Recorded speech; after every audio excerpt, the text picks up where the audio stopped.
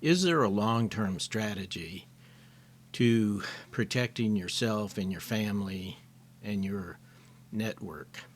I submit there is. Now, under traditional strategy planning, you first make an assessment of where you're at and where you want to be. So what are some of the key attributes that you would evaluate? One, kind of the worst case scenario, is you have no power. You have no water. You have no food. There's no rule of law.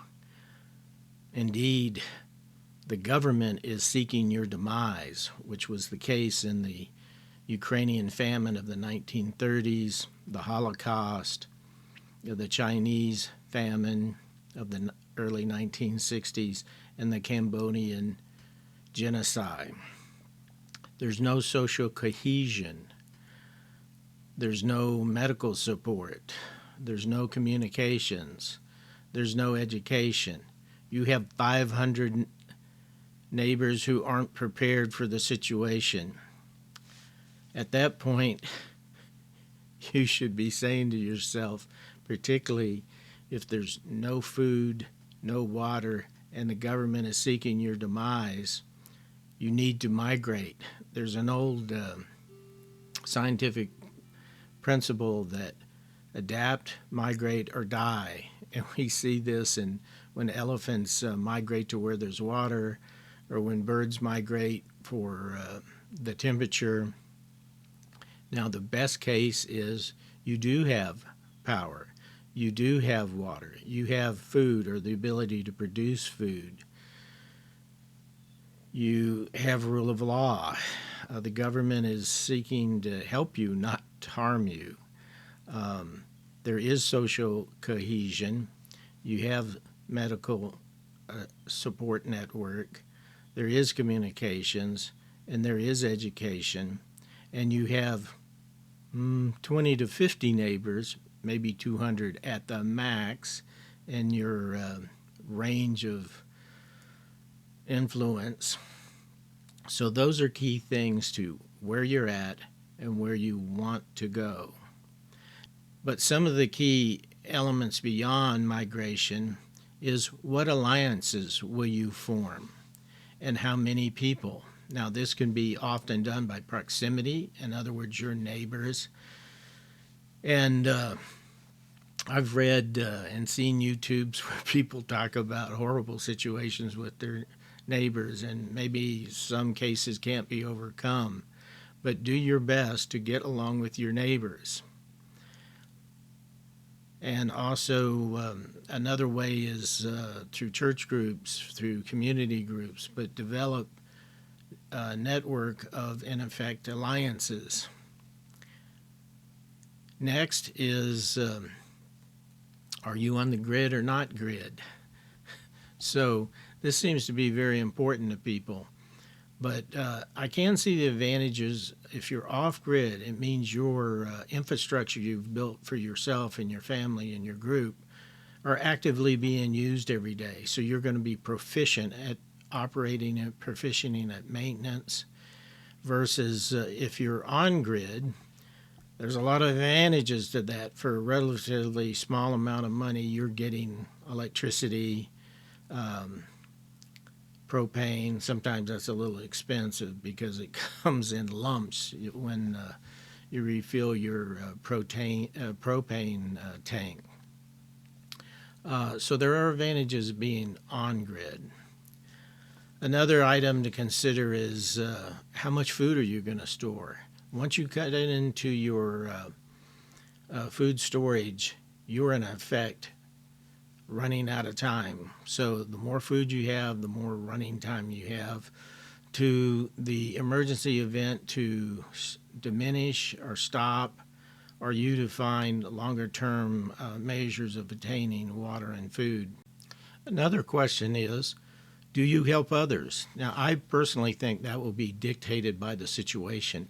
If the emergency is limited enough and you will later quickly be able to replenish your resources, yes, of course, the ethical thing to do would be to help other people.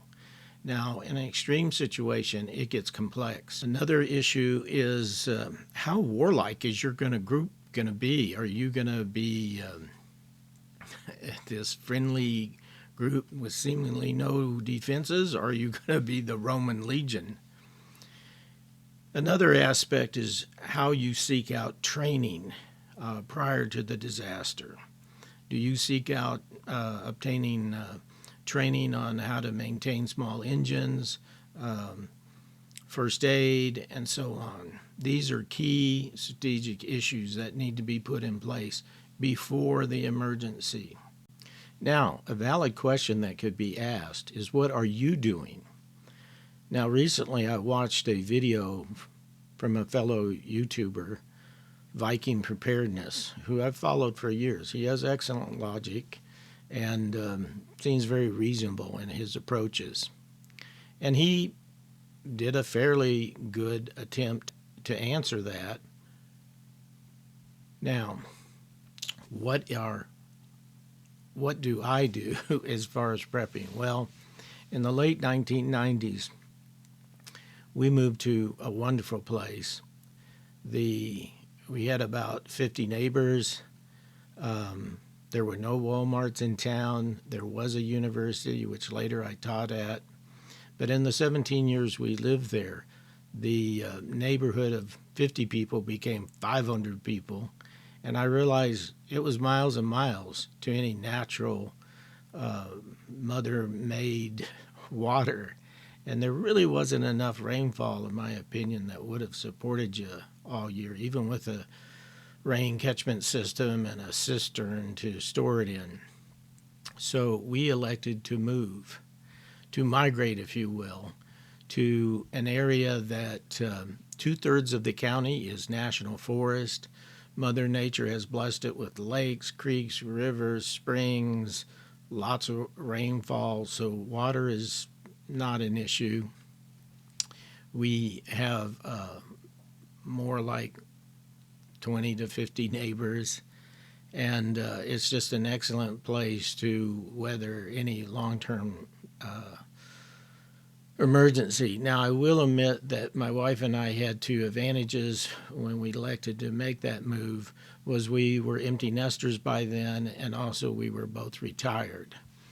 Now, if you're in the situation, which we were for decades, where in effect we had to live for our professions in large cities or in the suburbs, I think the best thing to do there is try to have a bug out location, if you will. In those decades, we did have a ancestral farm, if you will, that was actually in an orange grove that we could go to, and it has a pond, and you could have a garden there, and so on. So that was always our contingency plan if things got really bad. So where we are now, we are on grid. We enjoy having electricity and fiber optic to our house. We enjoy all of the modern conveniences of civilization. However, it's a little bit like in World War I and II, there was what was called Q-boats, and the Germans would take a freighter and arm it very heavily, and then once they approached the Allied shipping, the camouflage would come down, and they were a warship. And also the British did some of that the opposite way to hunt German U-boats. So I refer to our home as kind of a Q-boat concept. Yes, it's on grid.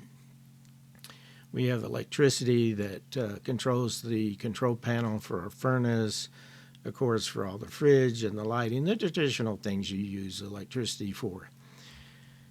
We do use propane that provides energy for our cooking stovetop, and also a propane-driven fireplace.